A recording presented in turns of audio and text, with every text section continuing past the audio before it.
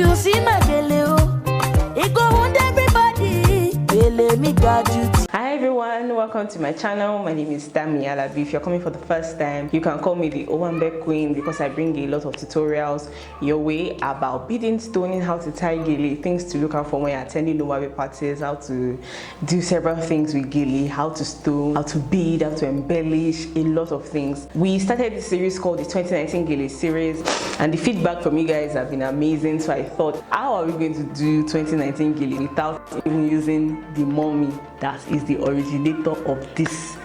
She's not the originator, but she has always tied a gele that has always confused everybody. I'm talking about Yarimbo. Growing up, I saw Chamus and I used to be like, how did this woman tie this gele? Like, that gele is an assignment for a lot of people. So today I'm going to be showing you how to tie Yarimbo's iconic gele, which is a little tricky, but you'll get a hang of it because I'm going to take you through it and I'm going to explain every single bit. So if you're interested in knowing how to tie Yarimbo's gele, let's get straight into the video. We're going to start off by taking off the wig.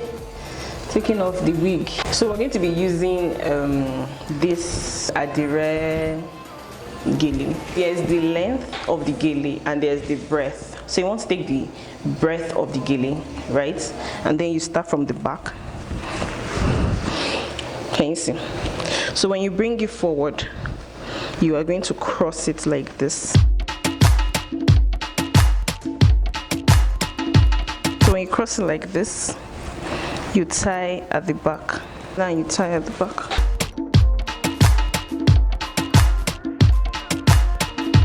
So after tying, you take this and you roll it. Oh, it's so hot. Can you see that has formed? You roll it and you continue rolling this part.